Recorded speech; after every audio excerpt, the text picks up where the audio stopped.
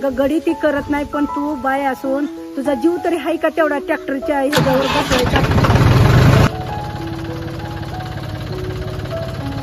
वाघ जन्माला आला असता तर भविष्यात किती चांगलं झालं असतं, पण बाय जन्माला येऊन तू वाघाची धमक दाखवतेस. ह्यात तुझ्या आईबापाचा मोठेपणा आणि तुझ्या बी मनाचा मोठेपणा आहे, आणि तू संसारात तुला कुठं सुद्धा कमी पडणार नाही. परिसरातील एका वृद्ध महिलेनं वर्तवलेलं हे भविष्य सांगलीच्या खानापूर तालुक्यातील कुर्ली येथील उल्का पिसाळ यांनी आज खरं ठरवलंय. मागे वळून पाहताना भूतकाळातील आठवणी त्यांच्या डोळ्यासमोरून झरझर सरकू लागतात. परिस्थिती अतिशय हालाकीची. कुटुंबाचा भार पेलण्यासाठी त्यांनी शेतमजुरी केली, परकर, साड्या विकल्या. परिस्थिती बदलावी म्हणून अशाच एका स्कीम मधून ट्रॅक्टर खरेदी केला. यातून आपली गरिबी दूर होईल, आपल्याला चांगले दिवस येतील असे वाटत असतानाच दुसरंच संकट समोर आलं. शेतात ट्रॅक्टरचं चालू काम सोडून ड्रायव्हर पळून गेला. हो मॅडम, म्हणलं आता मी काय येऊ शकत नाही, ट्रॅक्टर चालवू शकत नाही, कारण मला दारू प्यायची म्हणला. दारू प्यायची म्हटल्यानंतर आता काय करायचं? त्याला मी म्हटलं जा, तू ट्रॅक्टर सोडून गेलास म्हणून काय मीच थोडी सोडणार आहे का? मग तो गेल्यावर मी माझ्या धाडसानं आता काय करायचं, लोकांचं मेहनत घेतल्या म्हणून मी ट्रॅक्टरवर बसली. ट्रॅक्टरचे स्टिअरिंग हातात घेऊन त्या संसाराच्या ड्रायव्हर सीटवर बसल्या. स्वतःच्या शेतात कसून सराव केला. त्यांनी मेहनतीनं नांगरणी तसेच इतर मशागतीची कौशल्य आत्मसात केली. पण एवढ्यावरच त्यांची परीक्षा संपली नाही. पुढं नवीन संकट समोर आलं. पण जिद्द, चिकाटी आणि आत्मविश्वासानं त्यांनी त्या संकटावर देखील मात करत लोकांचा दृष्टिकोनच बदलला. ती म्हणली हा ड्रायव्हर नाही आता तुम्ही काय नांगरायचं म्हणून लागली परगावची लोक व्हायचे नानो करायला. त्या संदर्भात म्हणलं तुमची मेहनत झाली तर मला पैसे द्या, नाही तर मला पैसे देऊ नका. म्हणून माझं पदरचं डिझेल घालून मी नांगरायला सुरुवात केली. ज्यावेळेस अर्धा तास नांगरल्यावर जे नांगरट माझी बघितल्यावर लोकांना पटलं की बाबा हा हे चांगलं म्हणजे नांगरट हे करते, ते व्यवसाय चांगला येतो या, म्हणून त्या लोकांनी मला धंदा द्यायला चालू केलं. पण बाय ट्रॅक्टर चालवत्या कशी चालवत्या म्हणून शिरना बाय तर कशी आहे असं बघण्यासाठी रस्त्याने लोक येऊन थांबायची.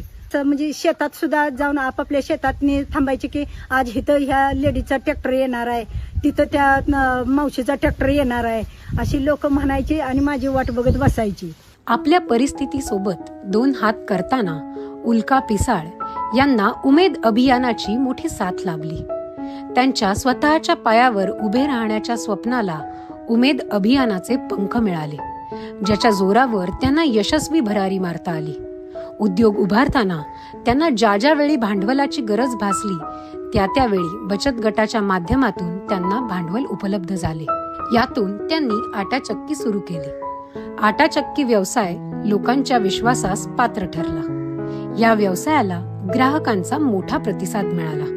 आटा चक्की चालवणं हे काम पुरुषाचं समजलं जात होतं, पण त्या दळण दळण्यास स्वतः उभ्या राहिल्या. चक्कीच्या या चाकाबरोबरच त्यांच्या संसाराच्या चाकाला देखील गती मिळाली. हा व्यवसाय वाढवत त्यांनी चटणी डंग, शेवया मशीन सुरू केली. कष्टाने पै जमा करून त्यांनी शेती तसेच उद्योग क्षेत्रात केलेल्या प्रगतीचे आकडे ऐकून आपल्यालाही आश्चर्य वाटेल. 2015ला बचतीचं 50-100ची बचत केली. त्या बचतीतनं मग कर्ज भेटल्यानंतर मी कर्ज महिलांच्या संमतीनं कर्ज घेतलं. बोर पाडली. प्याला पाणी नव्हतं. प्रत्येकाच्या विहिरीला गेलं, कोण ही म्हणायचं एकच कळशीने, कोण म्हणायचं 2 कळशीने. मग पाण्याची कमतरता पडायला लागली. मग मी बोर पाडली. बोर पाडल्यानंतर आता त्याला कनेक्शन हे आलं पाहिजे. मग आता काय करायचं, 1-2 महिने वेळ घेतली. नंतर परत कर्ज बँकेकडून घेतलं. बँकेकडून थोडं 50,000चं कर्ज भेटलं.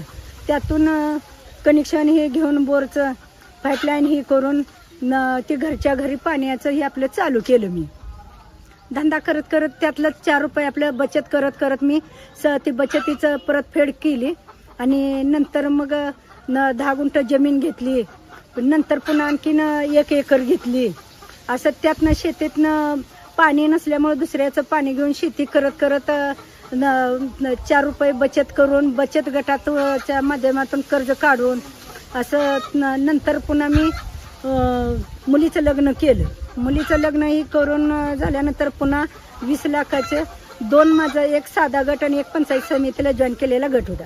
मग त्या दोन्ही गटातलं 5-7 लाख कर्ज घेतलं आणि दागिनं केलेलं होतं थोडं ते दागिन्यावर हे असं हात उसणं लोकांचं घेऊन 20 लाखाची जमीन खरेदी केली.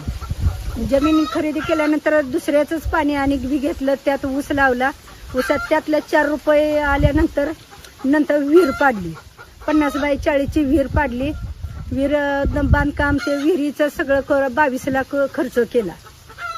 त्यात नंतर विहिरीचं पाणी आता शेतात न्यायचं पाईपलाईन 5-7 लाखाची केली आणि ऊस लावला. मग त्या ऊसाच्या ह्याच्यातनं वर्षाला मला 5-7 लाखाचं उत्पन्न भेटायला लागलं. त्यातून मग मी ही कर्ज जी बँकेचं काढलेलं, बचत गटाचं काढलेलं सगळं नेल करत आली. त्यानंतर मुलाचं लग्न मुलगीचं आधी केलं, नंतर मुलाचं लग्न केलं.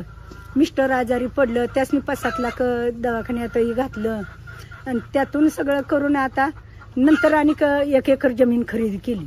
आता सगळं 5-7 एकर जमीन झाली. त्यात सगळं मी ऊस लावला, ऊसाचं उत्पादन घेतलं.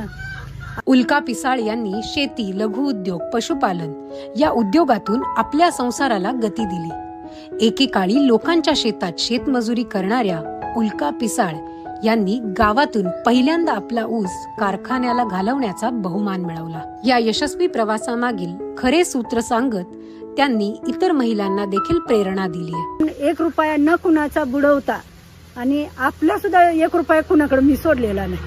माझ्या कष्टाचा पैसा मी रुपये घेतला. मी बी कुणाचा हरामचा असं म्हणजे घेतलेला नाही. व्यवहारानं सगळ्या रुपयाचा पैनापैत देऊन टाकलेला आहे. मग आता उमेद अभियान बचत गट जे आहेत त्या बचत गटातून सर्व महिलांनी की बाबानो जेणेकरून माझ्या परिस्थितीला सामोरं जाऊन मी जी सुधारणा केली तशीच इतर महिलांनी सुद्धा की बाबानो आपल्या बचतीतून आपणाला आता भरपूर सुविधा आहेत, त्या स्कीमा आहेत, तर त्यातून लाभ घ्यावा आणि सुधारणा स्वतःची करावी आणि दुसऱ्यांची सुद्धा करायला सांगावी, शिकवावी. उमेद अभियानातील दशसूत्रीचे पालन करून आपणही उल्का पिसाळ यांच्याप्रमाणे यशस्वी वाटचाल करावी असे आवाहन अभियानातील CRP भारती कांबळे यांनी केले आहे. उल्का जगन्नाथ पिसाळ यांनी दशसूत्रीप्रमाणे बचत गटात येऊन आपलं जीवनमान उंचावलं.